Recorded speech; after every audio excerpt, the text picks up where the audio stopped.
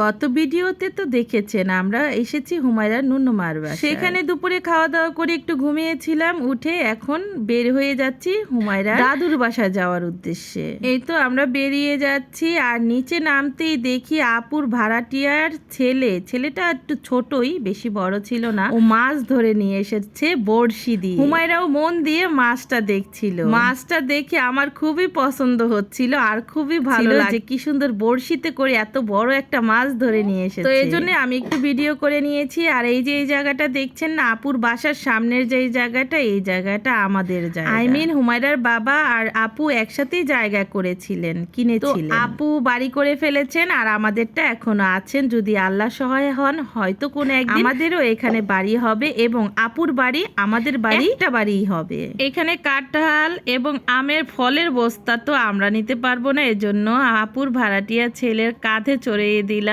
যে তুমি একটু দিয়ে আসো, তোমাকে কিছু টাকা দিব। তো ছেলেটাও নিয়ে যাচ্ছে। আর আপুর বাসার থেকে হুমায়রার দাদুর বাসা অনেক রাস্তা খারাপ, এই কারণেই আমরা হাতে করে নিতে পারছিলাম না, বা এখানে কোনো অটো রিক্সারও কোনো ব্যবস্থা নেই। আর এই দিকে দেখেন রাস্তা খারাপ দেখে হুমায়রা তো এই যে পড়েই গেল। রাস্তা খারাপের কারণে হুমায়রা কিন্তু এই রাস্তায় একে 4 বার পড়ে গিয়েছে, আর এই মুহূর্তেই দেখবেন ভিডিওতে দেখা যাবে। রাস্তা খুবই খারাপ আর রাস্তার কাজ চলছে, যার কারণে আরো বেশি খারাপ অবস্থা হয়ে গিয়েছে এই রাস্তা। আমি হাত ধরে ধরে নিয়ে যাচ্ছি, আর আপু তো কাঁঠাল নিয়ে হাঁটছিলেন, আর রাসেলের কাঁধে তো চড়িয়ে দিয়েছিলাম ফলের যে সেই বস্তা।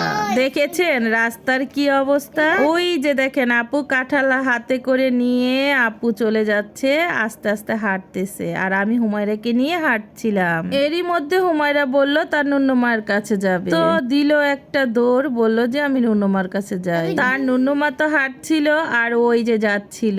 এই তো হুমায়রা দিল এক দৌড়, আর দৌড় দিয়ে দেখেন কি অবস্থা, কিভাবে চিৎপটাং হয়ে পড়েও গেল। পড়ে তো সে পেলো অনেক ব্যথা, তো এই জন্য আমি ভিডিওটাই অফ করে দিলাম। আমি কাঁঠালটা হাতে নিয়ে আপু ওকে কোলে নিয়ে হাঁটা শুরু করলো, যে এই রাস্তায় আবার পড়ে যাবে। তো বাসায় এসে অনেকক্ষণ গল্প গুজব করার পরে হুমায়রার বাজানে কাঁঠালটা ভাঙার অভিযানে নেমে পড়লো। তো প্রথম কাঁঠালের কোষটা হুমায়রার দাদি মুখে দিয়ে বললেন কাঁঠালটা নাকি খুব ভালো হয়েছিল।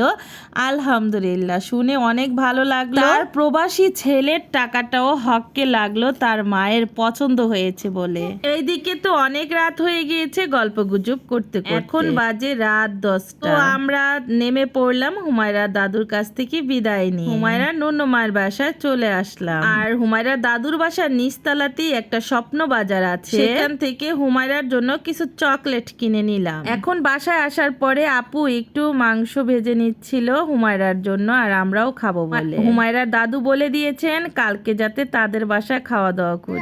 তো কালকে ইনশাল্লাহ হুমায়রা দাদুর বাসায় খাওয়া দাওয়া করব। কালকে সারাদিন ওইখানে পার করব, আর সেই ব্লগটি পাবেন সামনে।